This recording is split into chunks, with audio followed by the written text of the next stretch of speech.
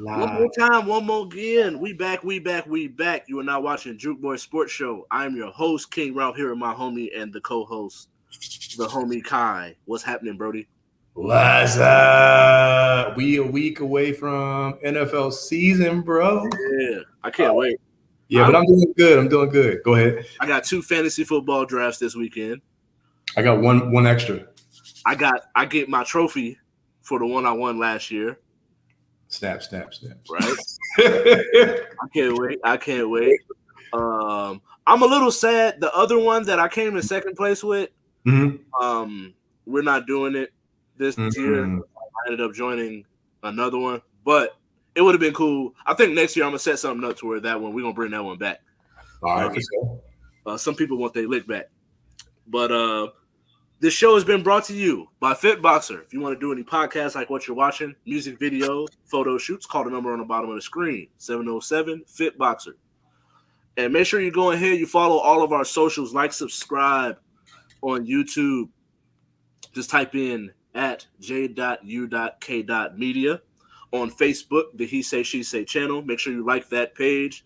Share some of our content. Help us out. But also make sure you go on all of my socials, Twitch, Instagram, TikTok, at KYNGRALPH. You can see it on the bottom of the screen. And add an underscore for Twitter. And I'm on Threads too. Threads. Look out for me on Threads at the same name. It's the same Instagram page. Flooding the streets, man. Flooding the streets. Same. And the FIBA World Championships is getting hot and heavy. We've seen a left-handed Kobe. It's crazy. For unbiased breakdown and analysis, go on that search bar on Instagram at v.houseofhoops. Yes, sir. As well as our Instagram page at j.u.k.sportshow. I know it's a lot for us to say, but make sure you follow all of our socials. We appreciate the viewership and the love coming at you guys, and we got a good show going ahead of us. So we're going to get straight to it, man. We got the top 20 NFL players as voted by the players. And we're going to go straight in. We got Myles Garrett at 20. Yeah. George Kittle at 19. I don't know if you saw, but Kyle Pitts had him as his number 3 tight end of all time. But he didn't. Okay. Oh, interesting. I don't agree with it, but okay. He did not have Gronk or Antonio Gates. And I don't think he had Tony on that list either. Okay, yeah, I definitely don't agree with that, but okay. Right. Interesting. At 19, George Kittle. At 18, we got Minka Fitzpatrick. Yeah. My guy, big repping. Max Crosby at 17. I got a couple guys in this region here we're gonna name. Stephon Diggs. 15, we got that man, Fred Warner. Problems. Trent Williams at 14. I feel like this dude has been in the league since before I could drive. Right. Since it's like Richard Sherman and all kinds of man. Yeah, man. At 13, another one of my boys. Other side. Raider man. Yeah, that's him. Devontae Adams. Josh Jacobs at 12. Okay. Aaron Donald at 11. How you feeling about the list? I have some people I would actually move up so far that you said so far. Because when I look at the list, Ralph, I actually like the Raiders players. I would actually move up some of the Raiders players. I'm not saying that because Ralph is also the homie too, and he's a diehard Raiders fan. But I actually believe that, and I've said this many times on the show, that I picked Devontae Adams as the best receiver in the NFL. But with Justin Jefferson, I don't even put him at 2. I say 1A, 1B.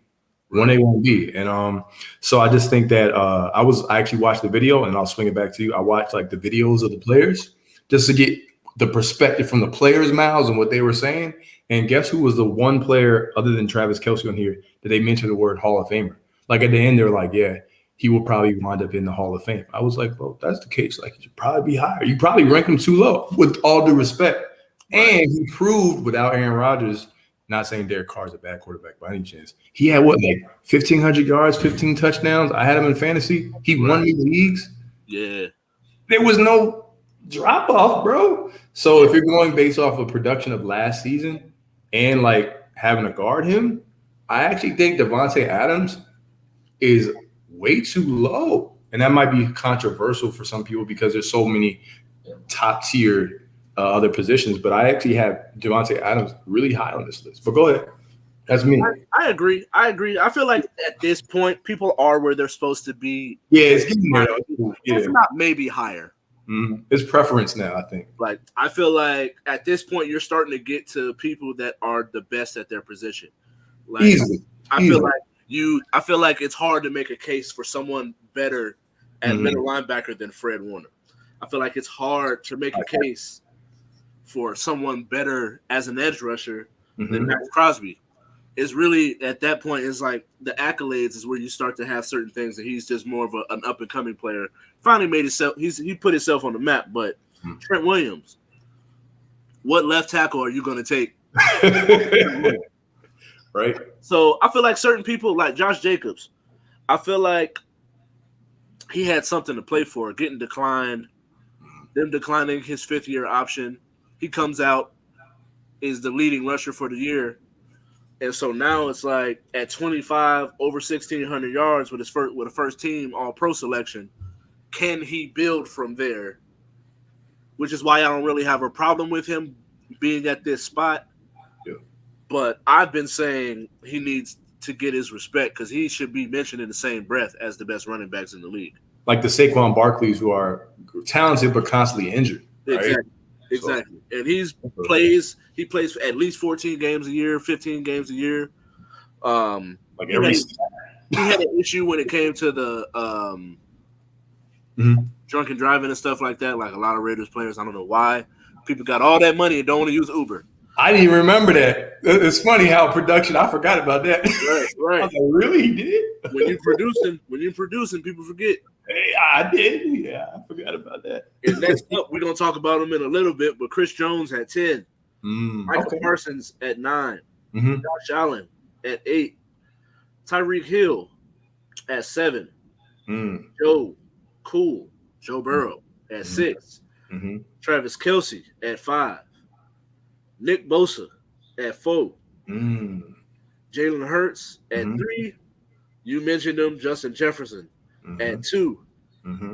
And once again, that man. Here we go. A homeboy at 1. Right. How we feel? I'm gonna go based off what you said. Once you get into this top 10, top 20, now we're talking about the best players at the position, right? So I'm gonna be real with you, Ralph. Like my entire top 20, it has like players of this ilk. I actually have Lamar in my top 22 as well, but I don't have him like 1 or 3 or anything like that because I do agree with, you have to play the season, the full season. Yeah. But not to make this about him. I actually just have the rankings of the players in like the top 10 completely different.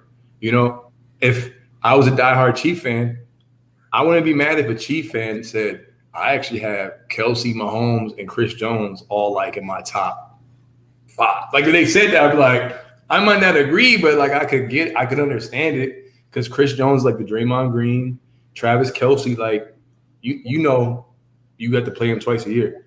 Whole teams tried to stop him, and he still catches the ball, bro. Yeah. Like Shannon Sharp called him the GOAT. I actually agree. I don't know if you do. You may not agree. I agree. Some people say Gonzalez. Some people say Gronk, depending on what you prefer, run blocking, whatever. I feel like it just depends on what you prefer. What you prefer. You're looking for a receiver tight end? Yeah. I'm sorry. I don't. It's hard to. It's a Chief, probably, right? Yeah. It's hard. Okay, so it's one or the other. Okay, yeah. It's hard to say. Well, me personally, it's him or Shannon Sharp.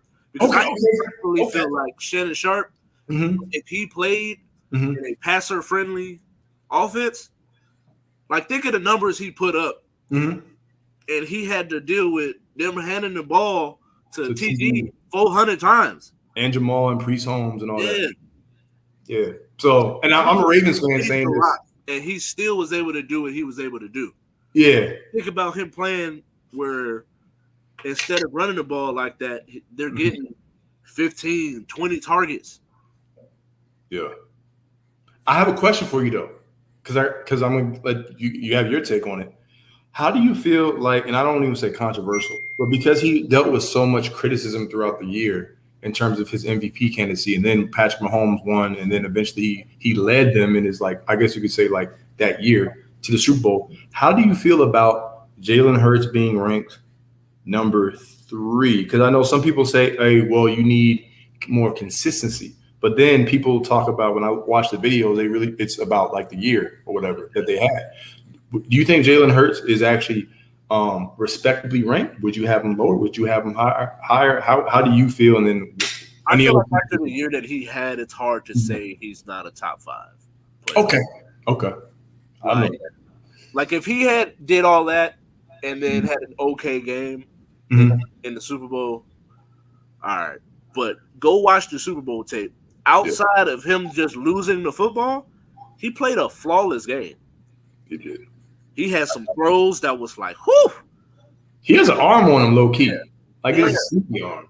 Yeah, he had some throws that was like, ooh, man, that Goddard pass, I was like, oh my God. I didn't know he had it in him like that. He played a really good game. Yeah. I know I hate to use the word of like deserving, but he played a game that like he deserved to win that game. I was rooting for them to win. Yeah. I know you were too. He played a heck of a game. And so I think that him a top 5, like me personally, I don't really have an argument or a problem with anybody. I just feel like the gap between Devontae to Justin Jefferson is not that far. And I feel like Devontae should be at least in the same region. Right, they put him way bro. Spots away from each other. All right, come on now. There's a lot of recency bias here. Even JJ wouldn't agree with that. He'd be like, "Nah, bro, like y'all." Right. And so Nick Bosa, I think Nick Bosa last year, if we're looking at year by year, outside of the year when he's injured, he's a premier pass rusher. Yeah, it's hard to pick. It just depends on what kind of defense that you're running, because he's more of a defensive end than an edge rusher. But not to say that he couldn't be an edge rusher, but that's where you start to have the Micah Parsons, the TJ Watts. Crosby has switched to an edge rusher with the new defense that they run over there. And so I just think I feel like at this point, people are where they're supposed to be. I'm kind of curious to see what year by year Jalen Hurts, can some of these other young quarterbacks move up, and what happens with the top of the line when it comes to wide receivers. Oh, wide receivers is going to be controversial. I feel like if Jamar has a full healthy season, yeah, I agree. So next up, Coach Spo. I don't think he's the head coach. I think Steve Kerr the head coach? Yes. Steve Kerr is the head coach of the USA team, but Coach Spo is on that staff. He compared Anthony Edwards to Dwayne Wade. Do you agree? When I first saw Anthony Edwards at first, I was like, I see some Kobe in him. I see some Anthony Edwards in him. He is Anthony Edwards. I like people to be who they are, But when I look at him more and more, I was like, oh, wait, his fade is kind of reminiscent of Wade, He also is a slasher. He actually does slash, but he's a better 3-ball shooter. And I actually got a chance to watch, I know, what's his name? Antoine Walker. I would say Antoine Jameson. And he was on the podcast, athlete podcast with Ashley and Nicole Moss. Shout out to them as well. And he talked about how, Anthony Edwards is a better long-range shooter of the basketball. But outside of that, they do have similarities. And he's like, if anyone was to know that, it would be Eric Spoelstra, because he's like, Eric Spoelstra worked with Dwayne Wade more than anybody did. Our coaches, he was always they had a real bond and et cetera. And I think that you don't always have to play exactly like somebody to be like, oh, that person is reminiscent of them. You also think about work ethic. You think about intangibles. You think about drive and willing to win. And then also athletically, Anthony Edwards and Dwayne Wade were amazing. People forget Wade used to really that explosive. Me and you, we talked about, he had that one leg explosion, bro. He just disappear and explode. I'm like, I ain't never seen nothing like that before. You know what I'm saying? Bro, before Westbrook, you know what I'm saying? So I'm going to defer to his analysis, and I don't have any issue with that. He would know more, and I do see subtle shades, Ralph, of Wade in him, as do I, and Donovan Mitchell as well. So but I like his motor. I do too. I think that he's one of them ones, man. I was kind of nervous because he kept saying that, he would have played football if this would have happened, and then him trying to rap and stuff like that. So I was kind of nervous at first, but I think once he sunk his teeth into the league and really started putting that work in, I think he got that dog in him. And I think seeing him go up against the likes of a Jimmy Butler, and I'm like, bro, I ain't backing down from you. Who are you? Right. And I think that it just makes me nervous for him playing for the Timberwolves is the only thing where I could personally see like his downfall is him playing for the Timberwolves. They got 3 centers. Right. I'm like, what? Like, who does that? Right. Like, and they got actually 3 good ones too, because J.U.K coming off the bench, Nas Reed. Right, Nas Reed. Right. Get that money, Nas. And so I can see it, the slashing ability, the drive, athleticism, ability to play both ends of the floor. And like you said, you don't have to play just like them in order to remind you of them. It's just certain qualities that they have. And him being able to spend time with them, he might actually have some qualities that are reminiscent of Dwayne Wade. Like, I've heard Dwayne Wade say this. I've seen him have this type of mentality. And shoot, he just made the Hall of Fame. So if you're a Hall of Famer, I'm cool with it. So right. And he's emerging really fast too. Anything else to say about it? Yeah. Props to Ant-Man, as they call him, Ant-Man. Oh God. Yeah. And sticking with the NBA topic, Noah Lyles wins 100 meter, 200 meter, has a press conference after the fact, and comes out and says he is bothered by the fact that the NBA championship, they get the title of world champion. Yeah. But it's only a league, it's only an American league. So they should not be called world champions, which is also a sentiment that 13 years ago, back in 2010, Coach Pop said the same thing. Players he's faced some backlash on Twitter with the case of the current NBA players. But do you agree? All right. So here's the thing, right? Simple yes or no. Do I agree? I disagree. I disagree with it. Coach Papa Doc, doesn't matter who says it. I gotta disagree, and I'm not gonna sit here and lie and be like, you know what, I didn't give this some thought. But I'm gonna let you know that thought was very minimal and very short about it, and here's why. I wanted to see the video. I wanted to see how he said it, etc.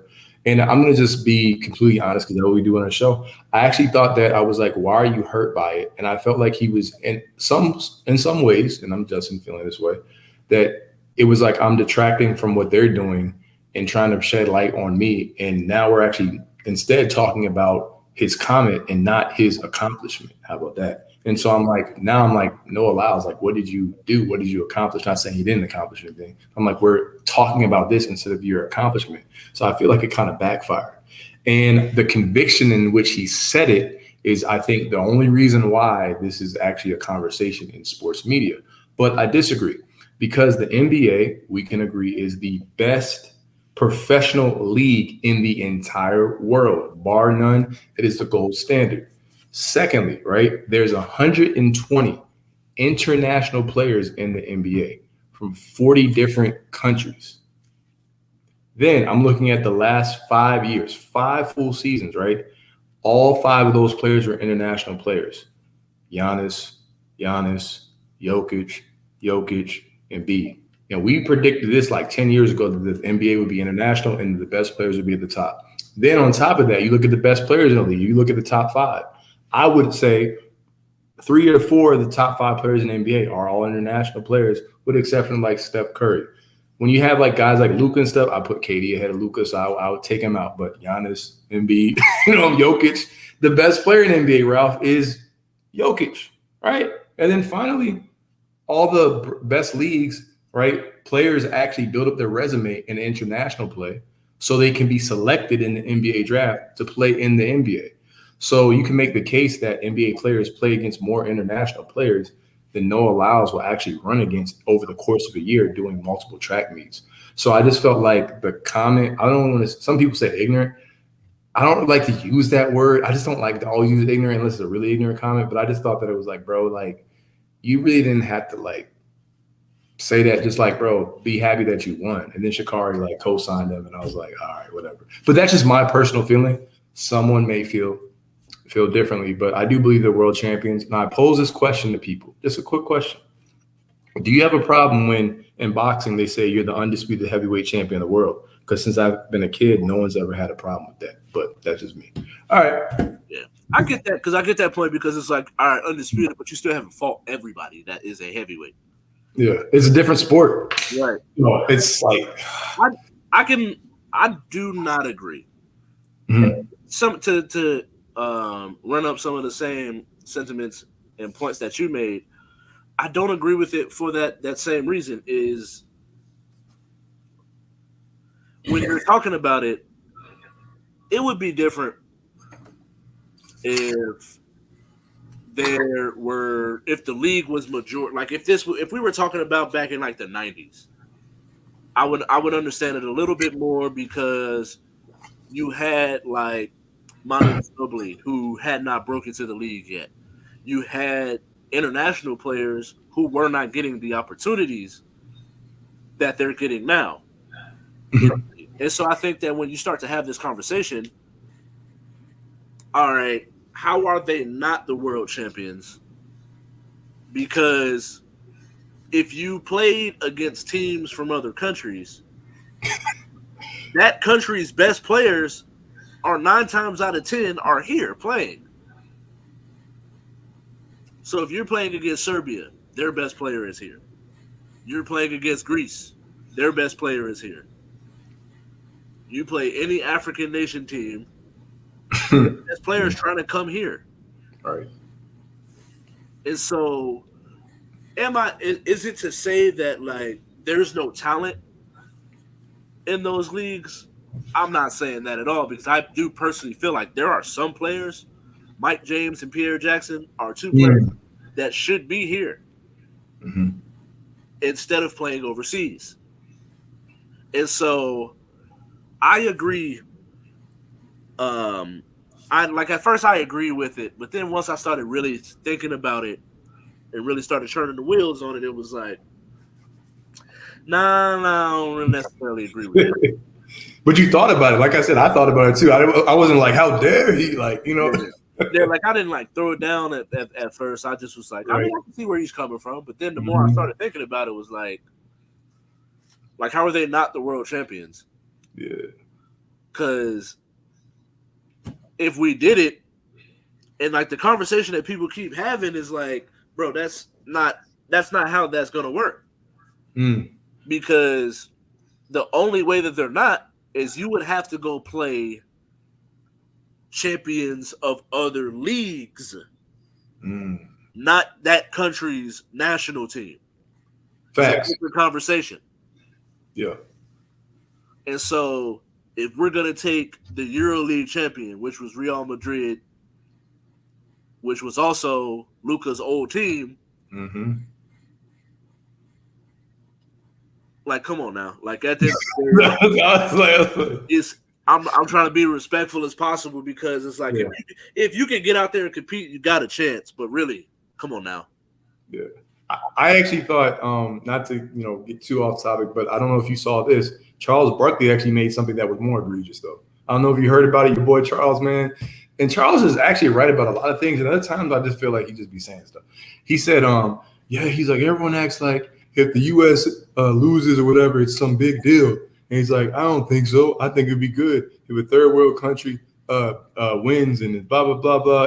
And so they showed Stephen A. Smith's face, and he was like, right. I'm like, Charles, the problem is you can't say that either. Like, you shouldn't say that ever, but you can't say that considering you were part of a team that was specifically constructed because we kept losing. Yeah. I was like, Charles, what? Yeah. Like, oh my goodness. But anyway, I was like, that could have been a topic right there in itself. But yeah. Yeah. And I'm just like, this man, somebody help this man. Right, man. We love you, Charles, but come on, man. Oh God. And so next up, your boy. My boy. Nah, I just playing. Chris Jones is trying to get a new contract. He's the leader of that defense. Multiple Super Bowl winner. Arguably one of the best defensive tackles. They actually had him voted by the players, if you remember. They had him at 10. Aaron Donald was 11. So regardless of if you would disagree or agree with it, can the Chiefs afford to wait until week 8 for him to return? So, to answer the question, they can't afford to wait. They can't afford to. They can't afford to not have him during playoff time and to win the Super Bowl, right? So, I have some statistics for everyone, right? So, Chris Jones, Ralph, accounted for 25% of the pass rush last season. 25% of the rush. 25%. Yes, 25%. That's insane, bro. It's like 46 pressures, right? The other another 24% came from Frank Clark and Carlos Dunlap. You know where they are? They're no longer on the team. All right. The Chiefs were second in the league in 2022 in sacks, right? Chris Jones accounted for 15 and a half of them, Ralph, right? All right. Now, here's where it comes down, right? The Chiefs have the 5th hardest strength of schedule according to Sharp Analysis, right? Strength of schedule. Now, things can change, etc. But they have Patrick Mahomes and Travis Kelce, arguably the greatest tight end of all time. I consider him the greatest. They have and Travis Kelce, and you have the best player in football in Patrick Mahomes, and you have Andy Reid, who many consider the best coach or the greatest, the best offensive mind right now. You know what I'm saying? So I think they can make the playoffs. I don't think anyone's denying that, right? So I think they can do that. The problem is, peep this. All right, Patrick Mahomes has never played in a road playoff game. I didn't even know that. I was like, he never played in a road playoff game. So what's going to happen is why I say they can afford to do it is because they'll make the playoffs. But they can't afford for the long run because what happens if they don't host the AFC Championship game? I think that's the argument. Like if you don't host the AFC Championship game, teams like the Chargers, if they do anything for once, the Ravens, hopefully, you have the Bengals, you have maybe the Jets, maybe the Dolphins, et cetera, et cetera. That is why it's a problem. So if we're just talking strictly like, can we make it to week 8? I think they'll make it to week 8 without a losing record. They're going to play, I think 4 of the Chiefs' first 7 games are against AFC opponents. 2 of them are divisional in week 6, the Broncos. We don't know what they're going to be, though. The Chargers week 7, okay. But let's say they lose those 2 games. I think they can beat the other AFC opponents. The Jets, we still got to figure out. And I think they play the Jags on the road. So I think it's going to be tough, but they might be a 500 team. But I don't think they're going to miss the playoffs. And so I think maybe that's why I'm looking at it from that standpoint, Ralph. But in the long term, I think this is actually a bad idea. But hey, it's not my money. So What do you think, man? I know you'd be happy if he misses. Man, hey, don't be in no rush to pay him. Right, keep Jimmy G clean, man. Yeah, don't pay him. Keep the money to yourself. But yeah, what's your thoughts, man? Your personal thoughts? I don't think that they can, man. Okay. I like for those same reasons that you said. He's never played a playoff game on the road. Yeah. So, and I think that those are things that you can't.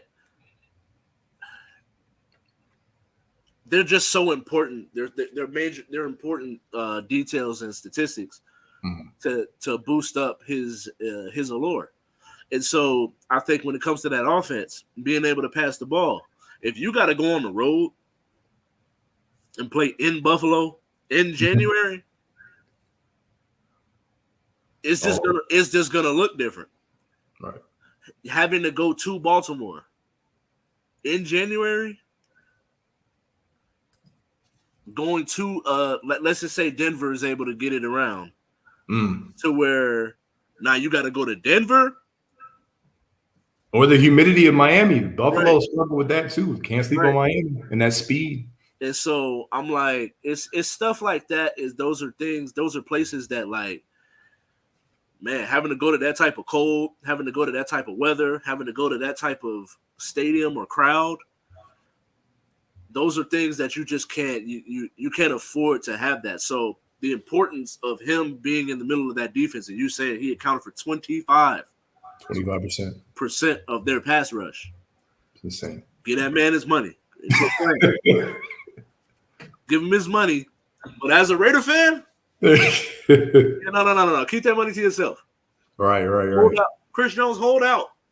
I'm telling you, he's the Draymond Green of their defense. I keep telling people that, man. He's a real impact. And you see it in the playoffs because remember we saw in the AFC Championship game they played the Bengals last season, right? That was a hell of a game. Shout out to both teams. That was a fun game. But he single-handedly took over down the stretch when they needed to get stops, and I'm like, he elevates his game, Ralph, in the postseason. So they need someone like that. So right. Yeah, I don't think that they can afford to lose someone like that. I think he's too vital to what they got going on there. Yeah. All right. Next up, college football. Right. We talked about the playoff. We talked about the rankings. Mm-hmm. Ohio State has picked their starting quarterback.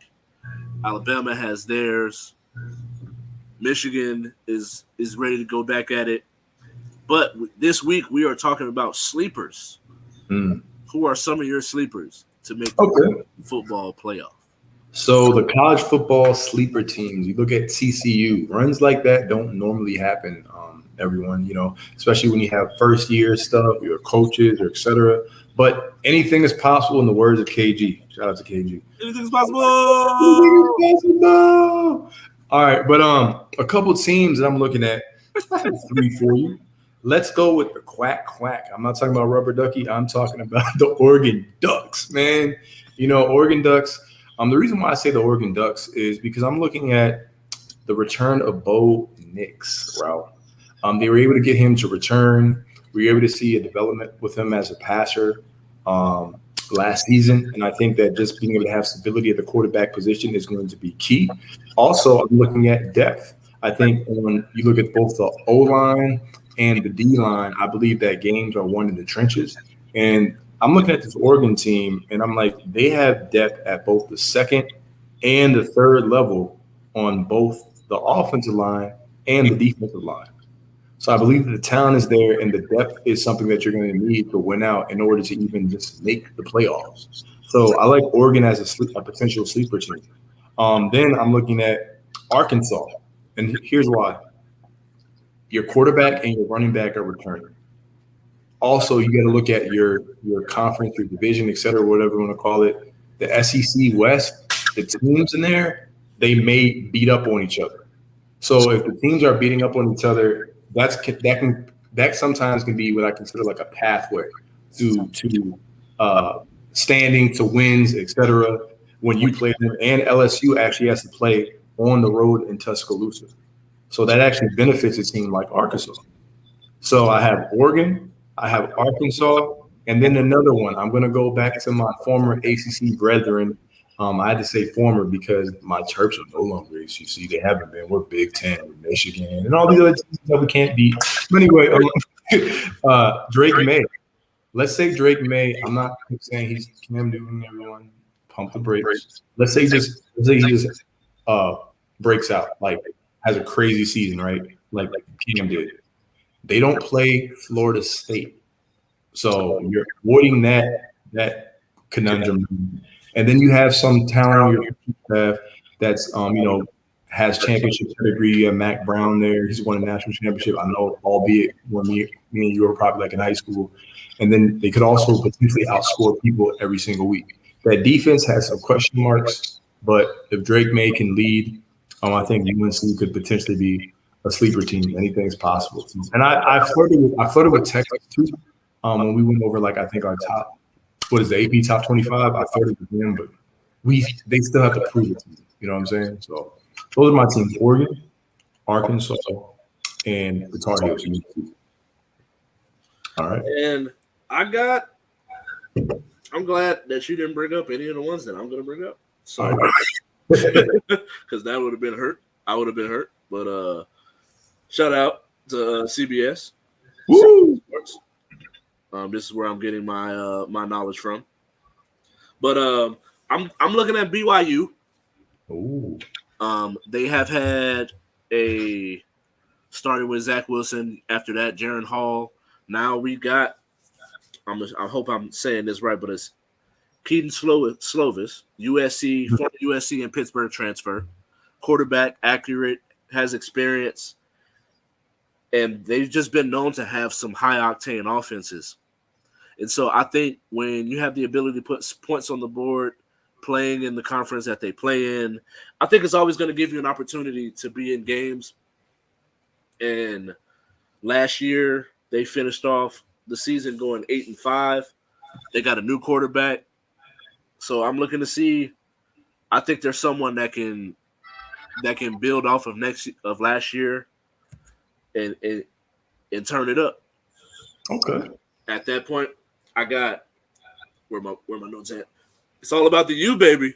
The U is back. Tyler Van Dyke dealt with a sprained shoulder last year, which caused him to only play in 6 games. And he had 10 touchdowns. The year prior, he had 25. And so someone who is actually getting legitimate NFL looks and what do you say, scouting opportunities. Right. I think he'll be able to build. They have a legit NFL left tackle in Zion Nelson, a transfer from Purdue, and Branson Dean, while also Akeem Messidor, 2 people that be able to get after the quarterback while also being able, you got a legit left tackle and a productive offensive line. So it's looking to see, can they build off of something with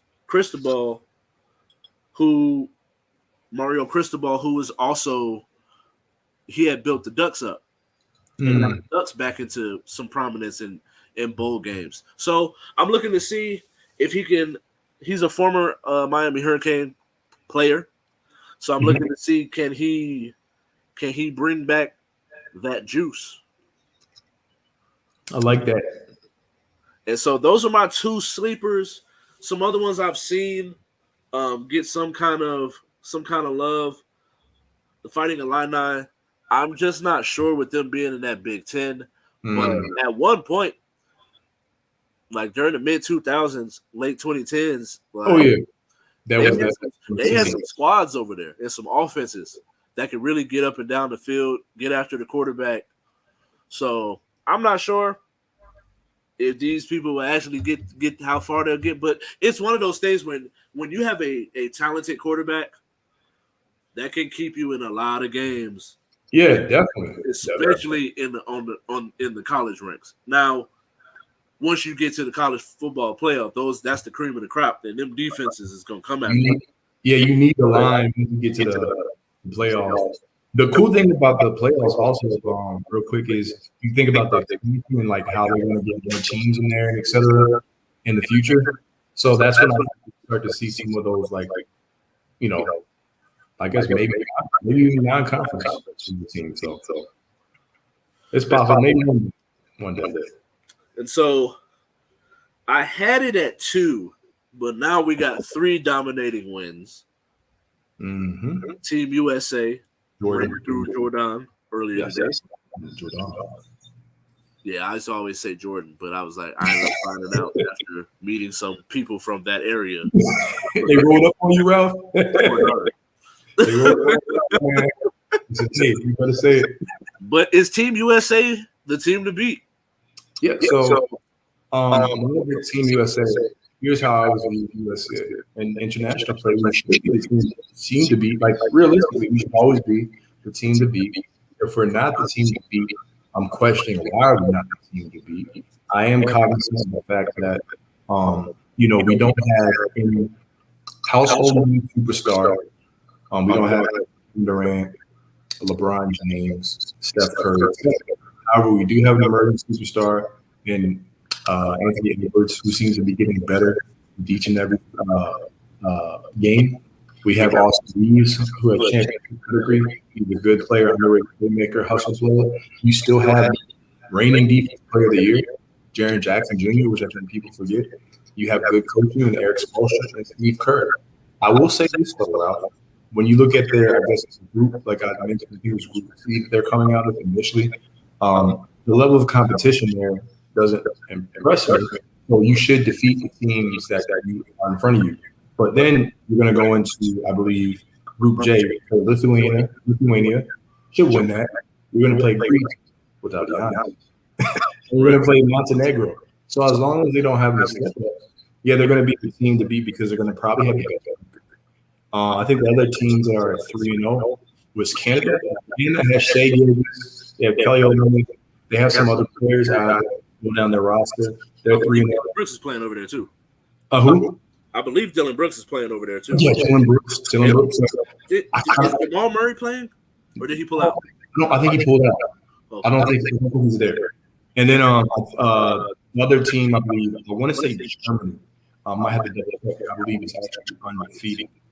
So Germany is a team that they actually struggled with prior to going into their 18-point comeback or whatever. Yeah. So I would just look at those teams that are like right now. But in terms of their group J, they should be able to walk through. So yeah, they're the team to beat right now. I think we'll see if they ever meet any resistance. But for all the people who are like, "Oh yeah, man, this team sucks. This team is trash," but you don't follow when you're supporting the country, so I don't expect much from you. But yeah, it should be. What do you think? I do believe that they're the team to beat. I think that it's going to be hard to find a team that's going to be able to put that type of talent together. Now, when it comes to a team like Lithuania, got a bunch of big bodies.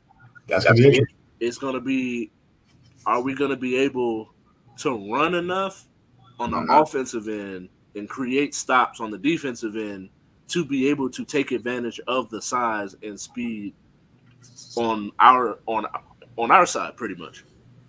And so I do believe they're the team to beat.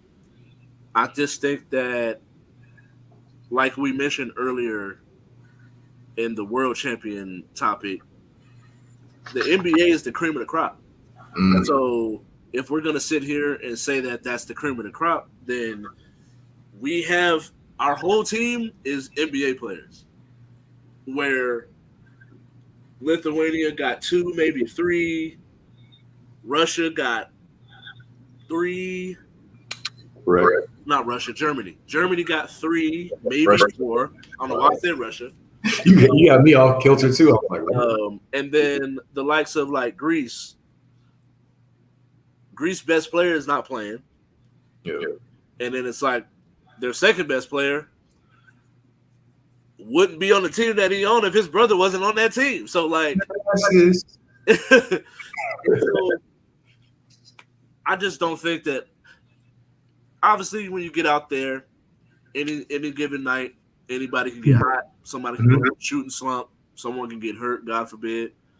So you never know what can happen out there, but I just don't see it. I just don't really see it unless we just got one of them nights. But the way that Austin Reeves has been playing, he led them in scoring the first 2 games. Anthony Edwards dominated in the third game. That windmill dunk he had was nice. Yeah. And he's got some posters that he's gonna be able to take home at the end of everything. For sure. And next up, WNBA. They did a survey, not to the likes of how the NFL did theirs, where they're judging their team, they're just judging the league, problems that they had in the league. And so 34 players were polled about issues affecting the league. These are some of the things that were big points to a lot of the players. Over half of them brought up travel changes. Alyssa Thomas, who plays for the Connecticut Sun, she pretty much was quoted saying, if you want a direct flight, you have to travel 2 hours from the facility to Boston to be able to get a direct flight. Yeah.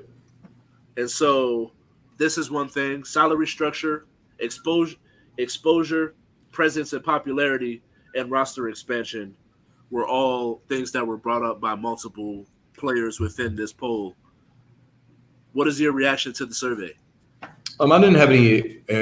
Well, I wouldn't take issue of it, but I didn't have any issue with it in terms of like, I don't think that the things that they listed, the things that they felt concerned about, I think those were what's that word? Real plausible and real like things that need to be shed light on. Right there we go. And you talk about, I think it was like 50% or something like that was talking about commercial flights.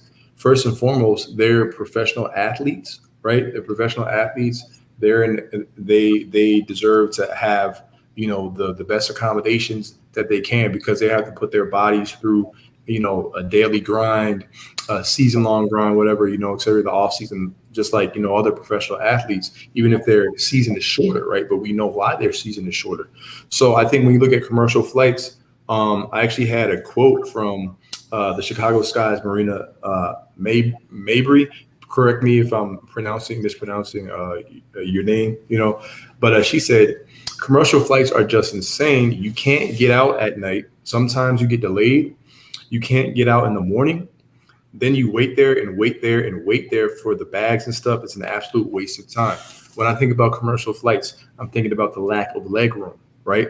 I'm thinking about, delayed flights. We're talking about jet lag. We're talking about, all the different types of things that can go awry when you're dealing with commercial flights. And I believe that in turn affects the product on the field. On the court. And it's a hindrance to the players, right? So I think that is something key. Travel, right? Making travel comfortable. You can even go to other leagues, Ralph. Look at the NFL and think about how certain travel and the style of travel has an actual direct effect on the players and like the product on the field, right? So I thought the commercial flights was cool. I think they mentioned like salary structure, marketing, et cetera. I think the WNBA actually does do a better job now than they have in years past of marketing the WNBA. Just from as me, like I'm seeing things on shorts, I'm seeing things on House of Highlights. You have commercials now. You have WNBA players are trying to market it on podcasts, right? I think Lexi Brown, shout out to Lexi Brown. She was just on No Chill Gill, podcast, et cetera. Hopefully, gets a speedy recovery. So, but I believe the commercial flight thing being a prominent issue was something that stuck out for me, and it clearly stuck out for the WNBA players. But what's your personal thoughts, bro? Me personally, man, I'm willing to try to help them as much as I possibly could with the platform that we have and the platforms that I'll be on. Because I got some stuff in the works where people want me to be on their YouTube channel or even be a co-host on other shows, and so here locally. And so I think that some of the things that like they bring up, like I think the salary structure was something that was interesting. Kayla McBride was talking about what she felt, which I believe Kayla McBride is a former Aces player too.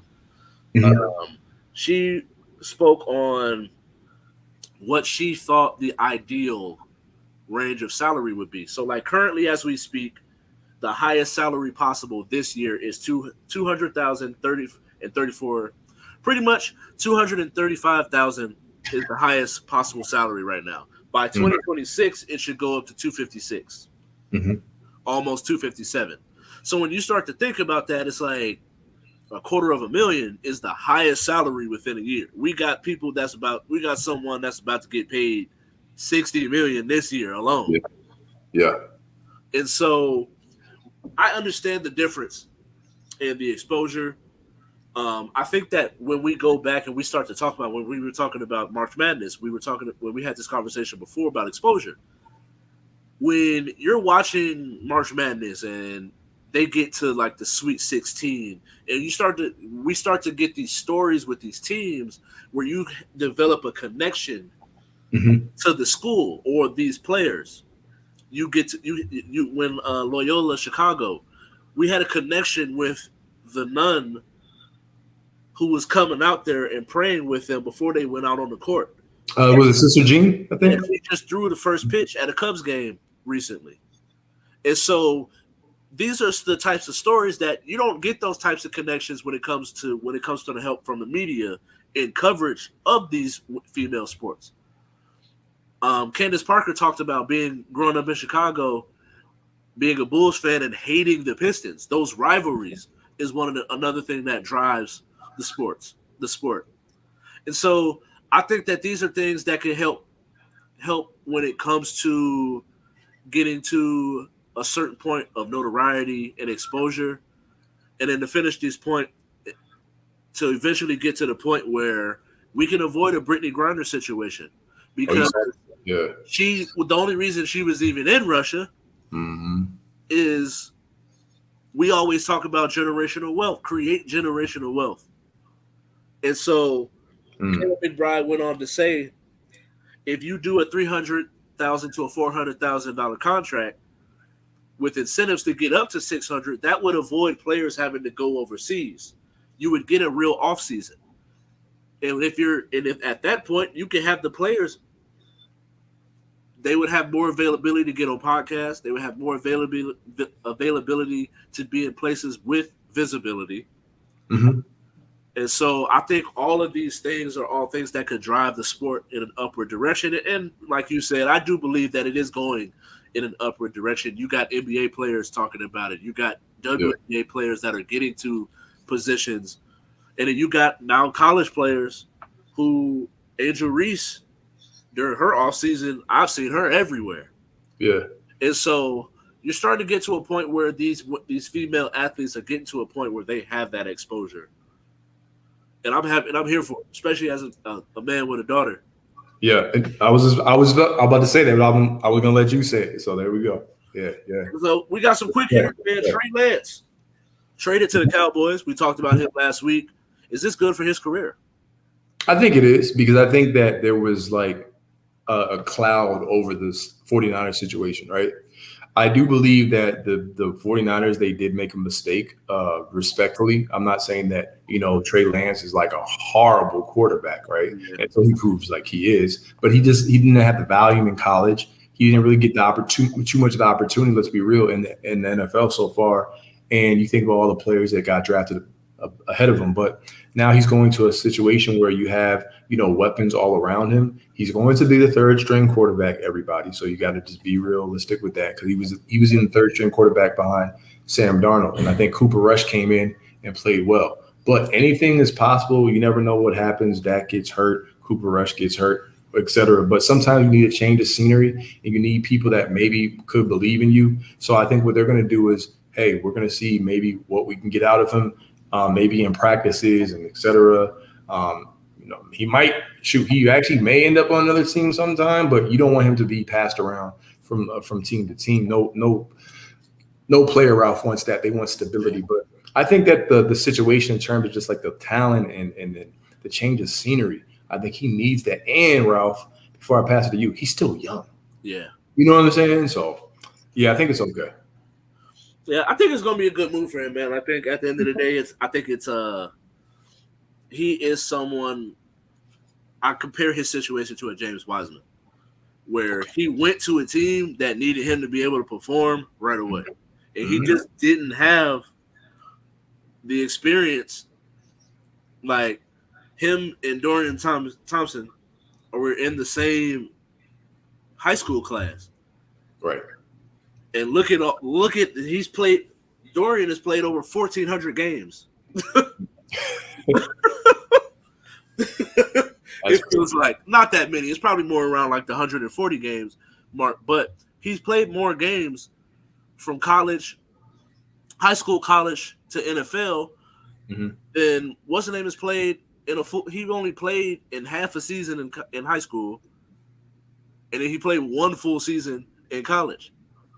And so I think it's I think he was put in an unfair position where he's expected to be able to produce right away, where now he'll be able to learn from a Dak who's a college professional, Cooper Rush, who was able to come in and do work and not have that pressure on him to come in and be able to perform right away.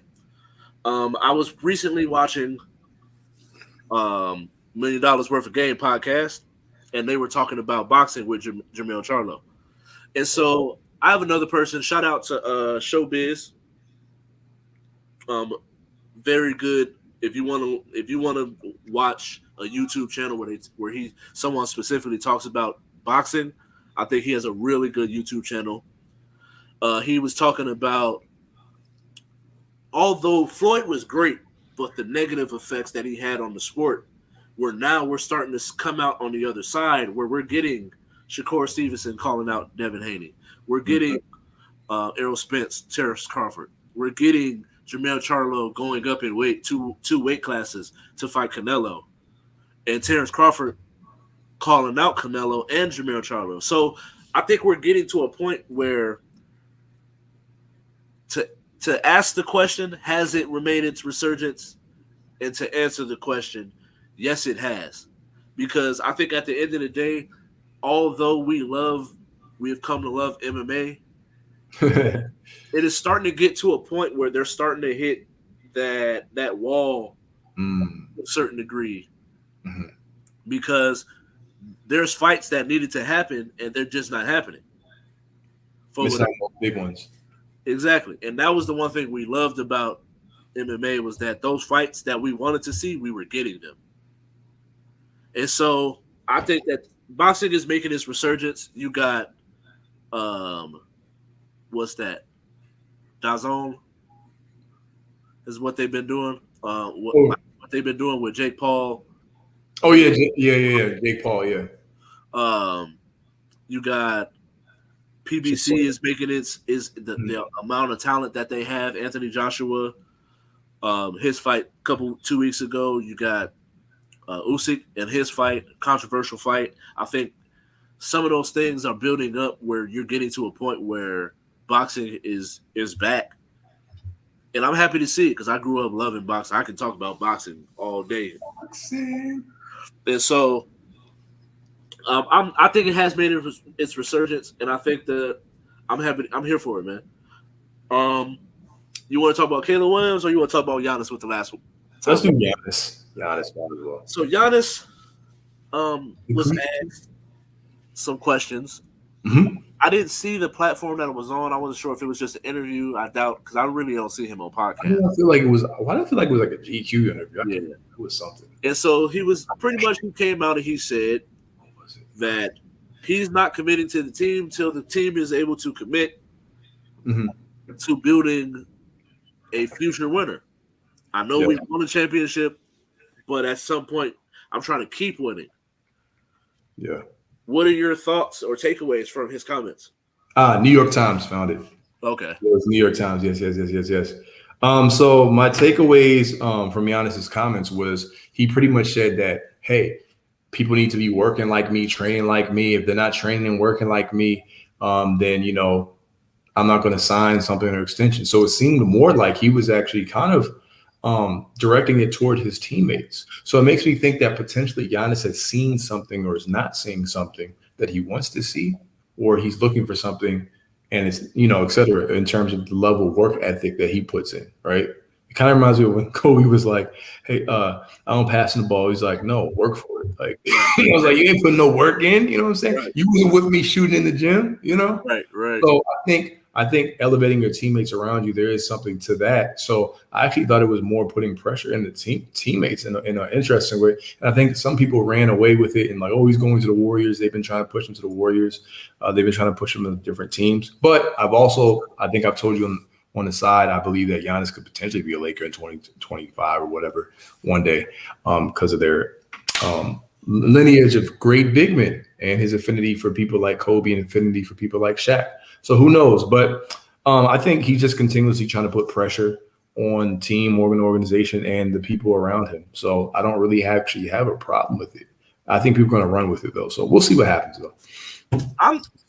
I think that is one of those things here. I think this is one of the benefits of being able to put pressure and use your voice in this day and age that we have. I think that it's good. I think it's good for the sport. I think it's good for his team as well to know, like, hey, I want to be here, but you got to give me a reason to want to be here. Right. And I'd love to see him to go. Like, if he was to leave, I want to see him go to the Knicks, just because I know, like, that Greek culture in New York, what it would do for that city. And so, hey, Ralph, just one thing. Giannis, don't sign a Suge Knight death row contract. Don't do it, man. Take a 1-on-1. Right. 1-on-1 like LeBron. Here we go. We mentioned the socials at the beginning. Make sure you go and you follow those. Check us out next week. We'll holler at you. Peace. Peace.